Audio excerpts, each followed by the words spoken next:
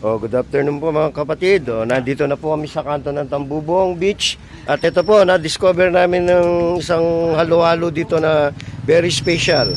May leche plan pa sa taas at ube. Ayan po. Sa 35 pesos lang po, solid na. Ayan po yung mga nagtitinda. Smiling face pa yung mga nagtitinda po dito at mababait sila. Yun sa akin, dinagdagan po kasi ako po kasi yung nagyaya dito eh. So ayan po yung mga Brave Riders. Ayan, Agalo, kaway mga kapatid. Ayan, ayan po. Si Kap Alex, ayun, Kap Sydney, si Madam yung po may-ari ng Alaluan, ito po, nag-halo-halo yan. Dito lang po sa kanto ng Tambubang Beach po to, 35 pesos lang po. Libre upuan pa. Pwede na. At saka po meron pa patubig mamaya.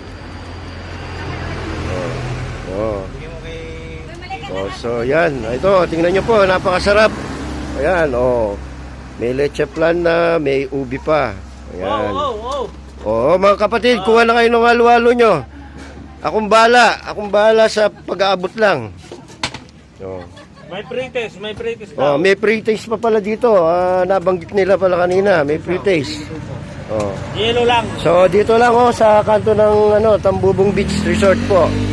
Masarap tong halo-halo nila, super sarap. 35 pesos lang po. So kita-kits na mamaya mga kapatid. Bye-bye.